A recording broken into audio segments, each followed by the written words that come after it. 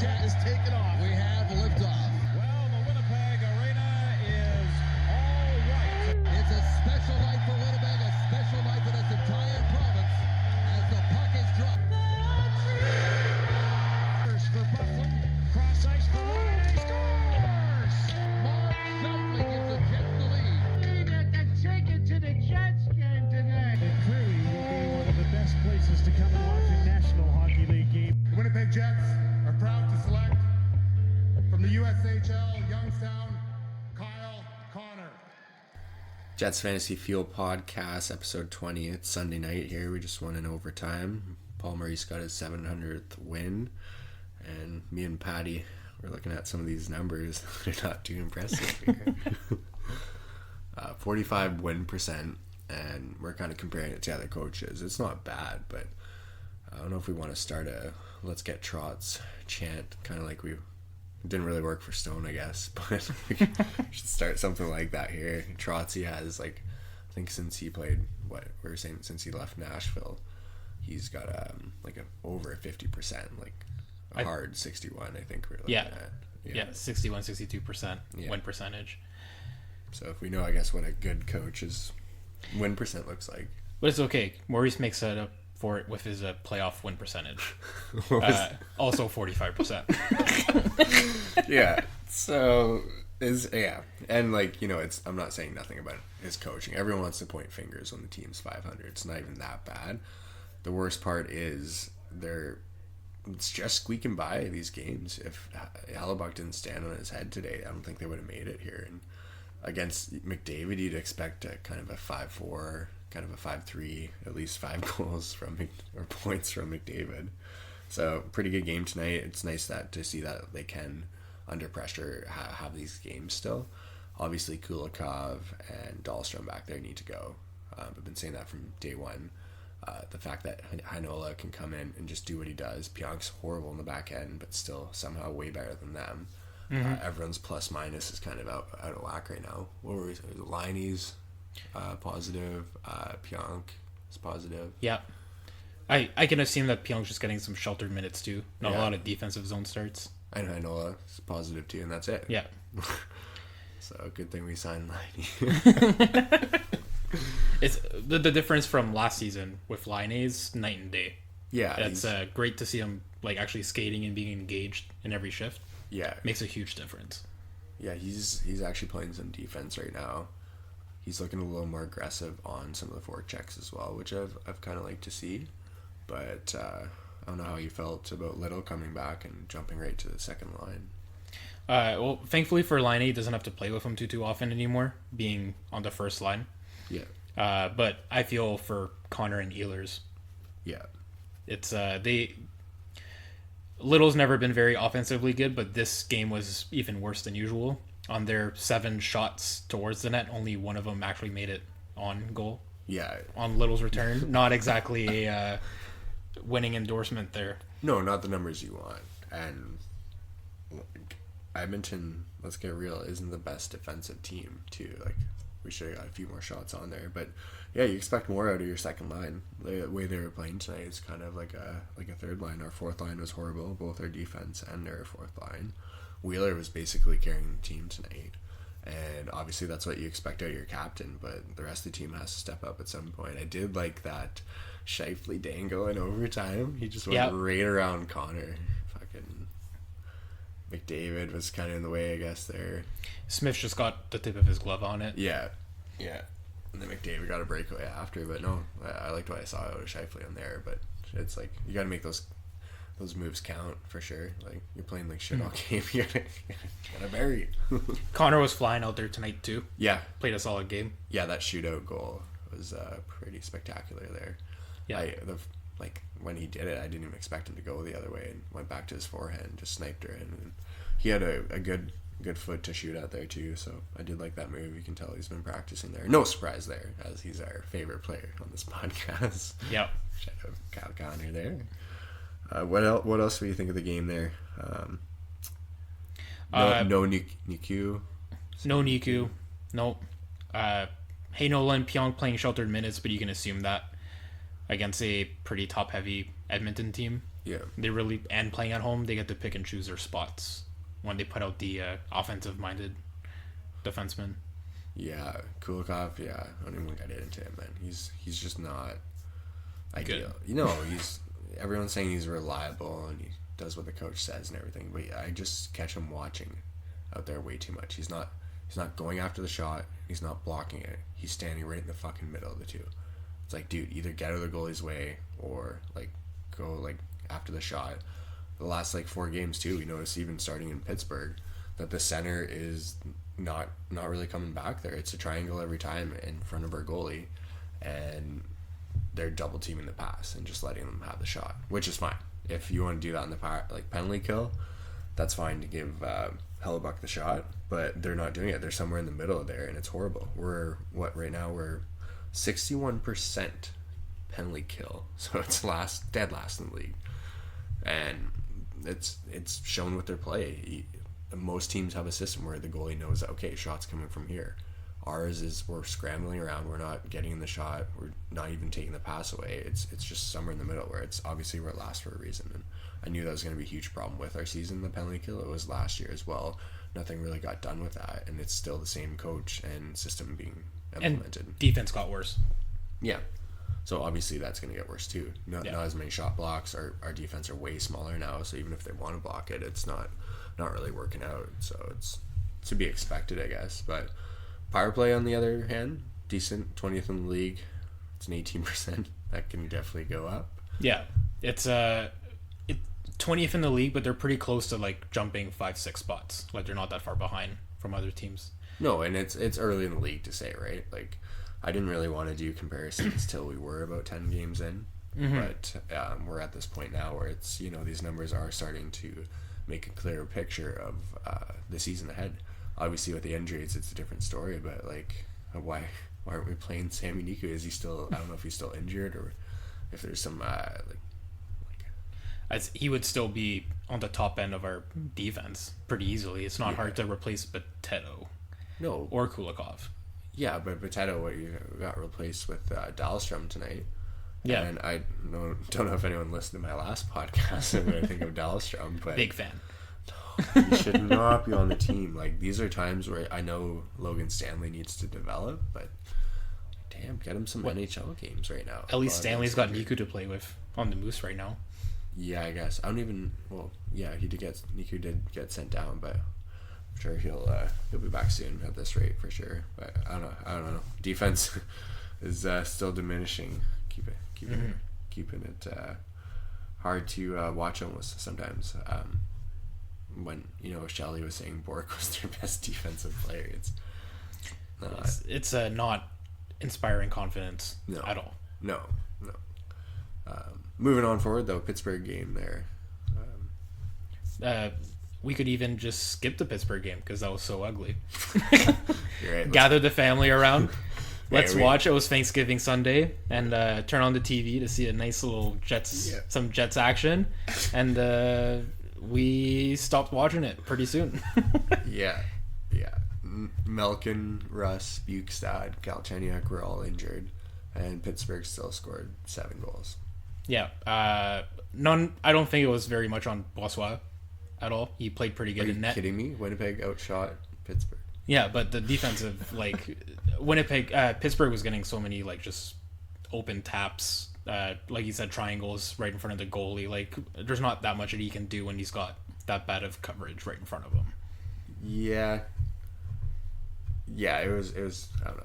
Maybe they ate turkey before the game. I don't know how that works on Thanksgiving. It's no time after. And Sullivan doing the opposite of Babcock. Instead of scratching Tanev against his former team, puts him right on the first line.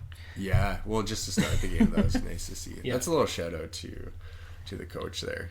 It's a huge respect move by the coach to play someone on their first line. I don't know if it's a slap in the face or a tribute or respect, but definitely gets in the other team's head there. And that Tanev was jamming when he got the call that he was going to be on the first line, at least for the first couple of shifts. Yeah. That he was going to be pumped to get going. Yeah, and I think that maybe got in the team's head too. And one of Winnipeg's 2 goals was a fluke too. Like it should have been a 7-1 game. Like could have been 8-1 too. Like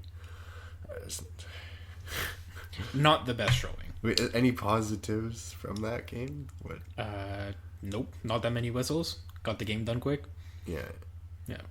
I guess what TSN turning point for me was when Appleton took that penalty.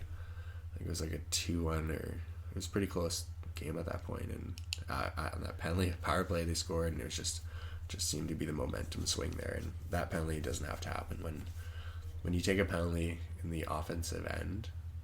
There's no excuse. Like if you're in your defensive end, you're making a nice play to keep the puck out of your net or stop a shot from happening or a pass or an automatic goal, then that's fine. But when you're taking penalties in the offensive end, there's really no excuse, and that leads to power plays, and you can't really give a team like that power plays. But hopefully a learning point there. Maybe it'll make them come back a little stronger there. The rest also gifted a power play to the Jets, and then we got scored on shorthanded immediately after. So whatever chances of a comeback we had were squashed immediately. I did expect a bit of a better goalie battle there. Both Tristan Jarry and Laurent Brossoit played for was it Edmonton Oil Kings, the World Hockey League team, and won their championships in 2011 to 2013, so a couple years in a row. So I expected a little more battle out of those two there. One of them stepped up. Yeah. Brossoit was looking good too before that game, so it's unfortunate there. Kind of left him out to dry a bit too. He hasn't had a start since. No, and is it his fault or I don't know? He didn't make himself any favors. There's no nice way to say it, right? Yeah. He didn't make himself any favors, but I don't think anybody helped him out too much either. No, but you still as a goalie, trying to make a name for yourself, you can't really give up like you did. I feel like. Yeah. I don't know if obviously it's a mind game kind of too, and you're down already 4 goals, so the next shot's going in, then it's gonna go in. I just felt like everyone, the energy knew that, oh, Pittsburgh's got a shot, yeah, oh yeah, goal. Just a dead crowd. Yeah. But I'm gonna grab a beer here. Be right back. Any thoughts on the Arizona game? We outshot them. Yeah. Still lost 4-2. Pretty much the same story as the game after that one, but just outshooting them. Is it poor goaltending? Is it bad defensive play? I mean, Hellebuck probably kept them somewhat in the game, but Phoenix was just a better team, really. Yeah. So getting caught watching again in the defense zone there. Potato should never play another game in the NHL, let alone for the Jets. I know we don't have many D, but I'd rather run, say, what? Stanley, Niku, anyone. Just run 20 forwards. Let's do it. Put Bassey back there or something. I don't know at this point. Dahlstrom, I don't think is the answer. Letestu is out, and it's probably a good opportunity for someone else to come in. I don't see Letestu playing here next year. Not missing a lot of skill. No. With that injury. No. But it's a good draft year next year. Maybe Chevy's doing something we don't know. Tanking on the side. I just can't I don't know. When you see teams in the state that Winnipeg is right now, you sometimes wonder if people are actually injured or they just don't want to play or kind of what's going on there. Bufflin is smarter than I gave him credit for in the past. Maybe. Yeah. He just dipped out hard. He knew it was coming. He's nah, I'm good. Yeah. Hard pass on that one. Yeah. At the end of the game, you're getting paid to play, and it's still fun. You're getting paid to play hockey. It's amazing, but it could be a lot more fun with a few more people out there for sure. Where did our cap go there? I don't know.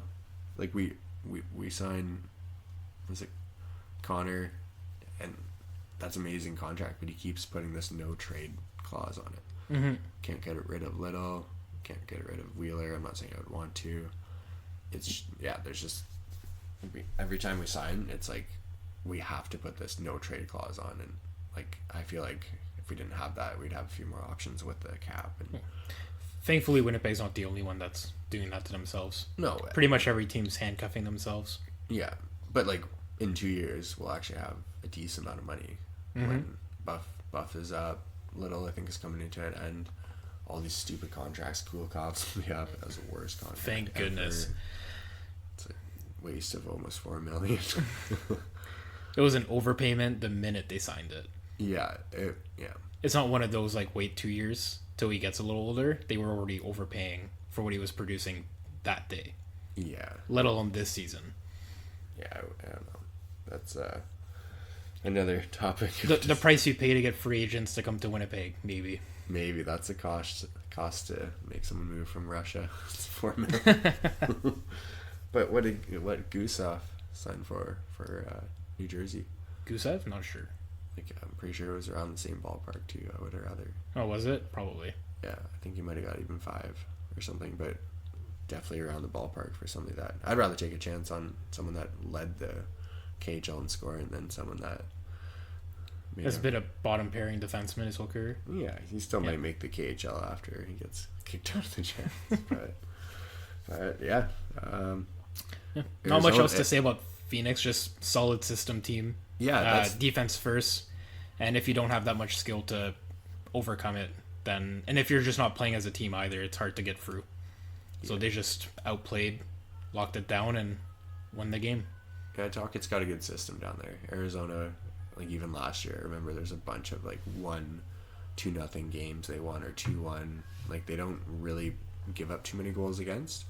They're really good in the neutral zone, good traps. Everyone's saying it's the goaltenders, but I do give more credit to the coach and Rick Tocchet having a huge system. He won with Pittsburgh, moved there, and they definitely got a young core now that does look pretty good. Even Garland, I think his name is. Every highlight I see, like even last year, he just works hard, gets to those gritty areas, and he gets the job done there. Well, and they were one of the top 3 most injured teams last year too. They lost like almost the most games, like the most man games. Yeah. And if you feel for them, if they were a little bit healthier, they might have made the playoffs because they were so close. Yeah. Last year. Even Schmaltz, right? Like. Yeah. Having him back is pretty huge. He's a hidden gem there. But Thursday, little Islanders in town there. The most memorable part of that game was probably Barzal's interview, where he compared himself to Kylie Jenner because he got smoked in the face with a stick, so he got a puffed up lip. Oh my god. As far as Jets fans go, that's probably the most memorable part of that game. Yeah. Barzal being left wide open on the power play for a one-time shot. Yeah. Just encapsulated the last couple games. Yeah. I guess they I don't know what they're thinking there. If they wanted Hellebuck to know it was coming from there, then he should have been set up. I don't know. That's and Barzal is more known for kind of like toe drags, dangling. Yeah, the rushes. Going around people. He's really not known for his shot, so I don't know. That was I could have done without being reminded. But it, 9th game in 15 days too. Yeah. So if you do look at their schedule and how hectic it's been, it's not really expected to do much better than that. I think the NHL might have to do a better job on scheduling to make sure it's all out of whack. You'll have like 7 days off in the middle of whenever, and everyone gets a different bye week, but it works out for some teams and some teams it doesn't. Like, I don't know, did the league know that Trouba was going to New York before they made the schedule to play them the first game? I love it. It's a little fishy, right? Well, like, you think of the storylines and stuff like that. They say it's all random, but like, you think of how many games come up and all the storylines behind it. It's like, there's no way that's random. Like, to get into a Winter Classic, you have to be a really good organization, and that's why we did get invited to the Saskatchewan game against Calgary. We are a good organization. They don't really invite too many different organizations there. I think everyone's supposed to apparently have their turn, but it's there's a reason the Blackhawks have had every second outdoor game. Yeah. It's not Them, random. the Bruins, the Flyers, Pittsburgh. Yeah, the schedule can't be random. There's no way. I'm sure Phoenix and Florida have been a part of many outdoor games. Yeah. Yeah, I guess that wouldn't really work out there. That'd be amazing. I mean, how did that be possible? They don't have to be the one hosting it. They could just be playing in it. Yeah. As a visitor team. But what is Heritage? What's the one that has to be Canadian? I thought one of the Winter Classic, is that it? Or is it the Heritage Classic? Maybe. I knew one of them had to be like Canadian teams. I feel that might be the Heritage because that's what sure. the Regina one's called. Yeah, and it's like it's good for the province too, right? Like there's no like what got the World Hockey Team down there, but really there's so many people and nothing to do. If they had another NHL team, I think it would be pretty beneficial there. People would come up from states there too, or down from. Well, I've got family members making the drive to Regina. Yeah, for the game.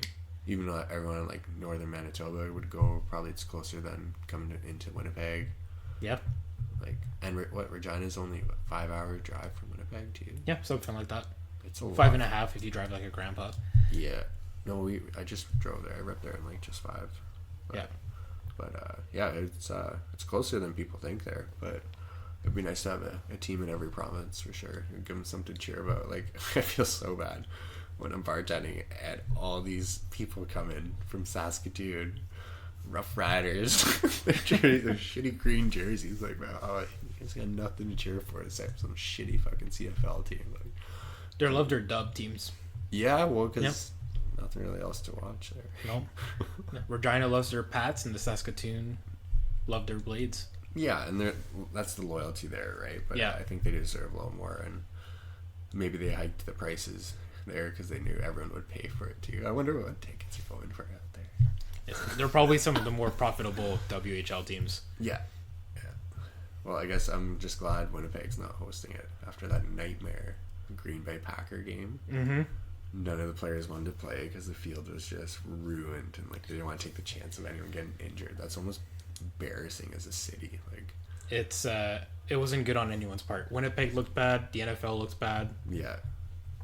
No one got value for their money. No, everyone. That was just, yeah. I knew a few people that went. They were just pissed. Like that's a one-time opportunity. Like Green Bay's never coming back, and they like even before the shitty field. Investors Field Group for the win. Yeah, representing. Nice. Loud and proud.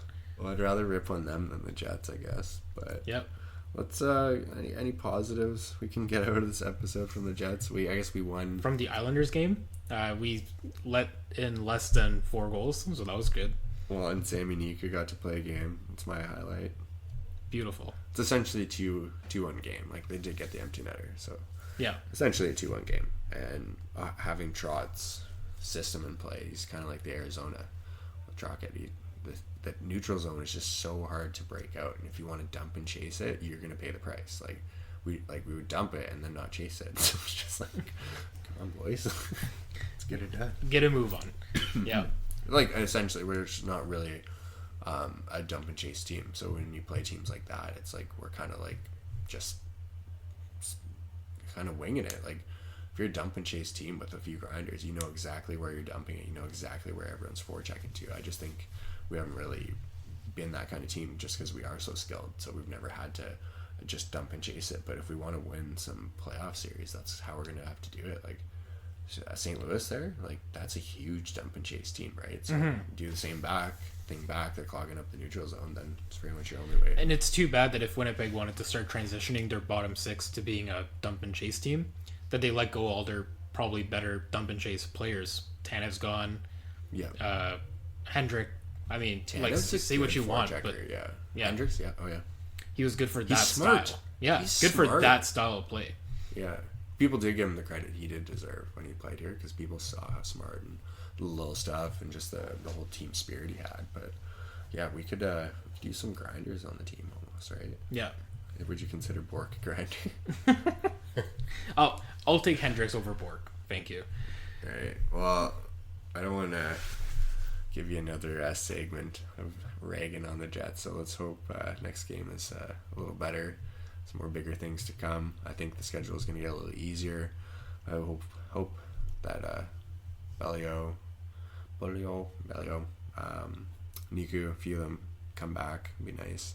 Yeah. Any prediction on Bufflin coming back anytime soon? I think he's going to end up coming back, but way later. Mm-hmm. I don't know. I've heard a rumor that it's him. He doesn't want him. He wants to retire, and his wife or girlfriend doesn't want him to retire.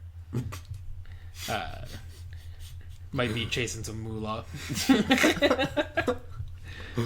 But if he wants to be done, he's probably just gonna milk it for as long as he can and just come back halfway through the season. Well, wouldn't that be the main reason why you'd want to be done? Because you like want to spend time with my family, but then your family's like, you should play hockey. He's like, what? Apparently, he's registered in some fishing tournaments in Minnesota and stuff already. Oh, good for him though. Yeah. Yeah, he's put his work in, I guess. In Chicago. As long as he does well, right? Yeah. The Buffalo Shrimp Company. Buffalo Shrimp. But any wild predictions, I guess? Nope. I think Winnipeg's going to be lucky if they finish 500. I mean, they've been out shooting teams recently, and they're finding ways to win and lose, and I don't think the outplaying is going to last all season. Teams are going to start poking holes through the defense. They already have. Yeah, they already are, but they're going to start doing it even on a more consistent basis. Yeah. Winnipeg has been scoring 2 goals or less for the last few now. 2 goals against Pittsburgh, 2 against Phoenix, 1 against New York. They need a shootout. 1 against Oilers. Yeah. They need a shootout to win against the Oilers. They're just not scoring goals right now. No. And you're lucky if you're a 500 team not scoring. Well, something's wrong when Liney's leading your team in assists. He should be leading them in goals. Like, yeah. That's what they paid him for. But no, good for him. Good for Liney, for sure. Mm-hmm. But who's gonna win the cup, I guess? Nothing's really changed on your opinion, eh? Colorado's looking good. I don't know who's going to come out of the East, actually. I bought a ticket the other day, so if Colorado wins, I win just over 2K. Nice. Yeah. If Colorado, who else do I have? Vegas, Carolina, and Tampa win their divisions, it's another 8. Nice. Yeah, so, we were arguing about that Carolina pick, but... I don't see Carolina winning that division. Okay, well, you heard it here first. I was more worried about the Tampa pick. I didn't know if Toronto would pull through. Obviously, Tampa's defense is way better. I just thought Toronto had a better, I guess, system. Possible. Tavares' broken finger is not going to help anything. No. And it was just more so of a Matthews, how sweet Matthews, Tavares. Like, they're individual players, Riley. If Matthews has a healthy season, it's going to be good. But I have no faith in a team employing Cody Ceci on their top defensive line. Yeah. I watched enough Ottawa games to know that that's a big no-no. Can't have that happen. And he went straight from Ottawa, where everybody's like, no, Ceci just needs to play more sheltered minutes. Even Dubas said so in his press conferences. No, we're going to play him in the right spot. And Babcock, first thing he does is just trots him out there. Gives him the most ice time on the D. Just to leave on the whole team. Just to... I don't know what the heck he's thinking. I think... He can't play hockey. I don't know if they have a good relationship. CC and Dubas? No. Babcock Dubas. Yeah. I don't know. Because every time, even when Dubas picked up Spezza, Babcock was like... Not on the same page. Yeah, just, scratched him the first game and stuff. He was like, dude, I paid money for this guy. He's a good fourth liner. I have nothing wrong with Spezza. I think he's a great fourth liner. Good face-off guy, yeah. Yeah, he's a reliable fourth liner, but I don't know what's going on with them. Babcock's probably just a little stubborn, likes to mix things. I think Babcock did the math, and when you're signing players for $11 million, you're not going to have a team in 4 years, 4 or 5 years, unless that cap goes up substantially. Then you're going to be crossing their fingers on the Seattle. Yeah. And when you got Barry on your team, it's not a good sign. So I did pick Tampa over them. I'm not worried about the Vegas pick. Everyone on that side's kind of flaking.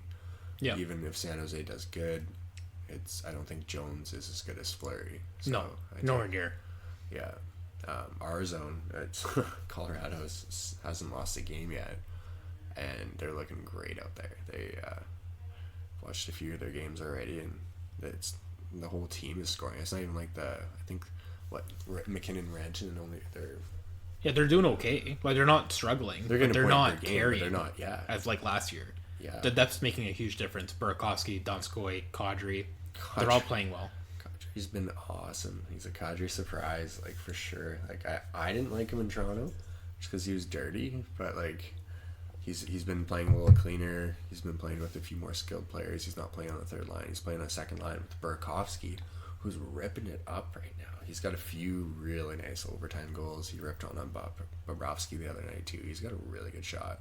And then Donskoy is just easy to play with. He can play with anyone. Playing your third line, second line, he just fits in really well. And Cale Makar's just dancing on fools out there. Yeah. His skating is a step above. Yeah, you got it. A lot of the guys out there. Point in the first 5 games as a rookie, so that's all right. Decent. Yeah, but I'm hoping those tickets play through for me. It'll be nice. Yeah, 8K win, can't complain too much. Well, how much was the bet to win 8K? Well, it was 2. Like I get 10K if Colorado wins. That's like a separate bet. Yeah, and the 8K was just over 100, I think. Just over 100. Yeah, that's all right. Yeah. Yeah, nice. Yeah. Well, that's like, I don't know. Who would you pick for that if you weren't picking Carolina? Obviously, you agree with all my other picks.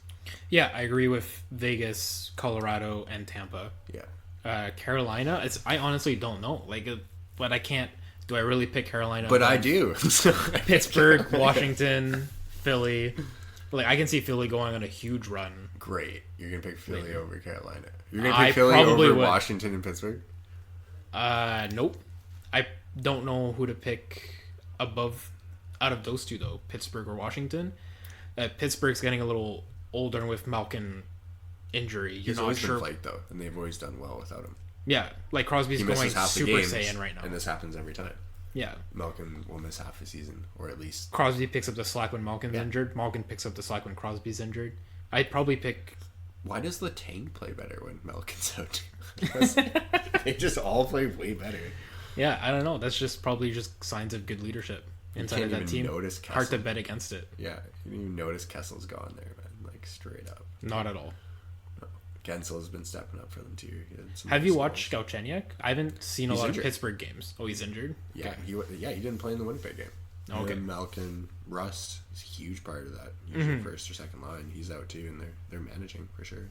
Bukestad was a huge pickup, almost 7 feet player. Yeah. Really good center from Florida. He just never really got the ice time or chance. Yeah. But good teams do that. They pick up so many players that I'm like, meh, and then they do really good there. So, well, Rutherford seems like that genius who just like sees players that are just not in the right fit in certain teams that played well before, and then he just brings them in and puts them in the right role in Pittsburgh. Even Cole, man, he's leading the league in plus minus right now. Yeah. Like, he played on their team for a while, won a few cups there too. Mm-hmm. But let's not even do a third segment. Let's just rip her out of here. All right, perfect. All right, we're out of here.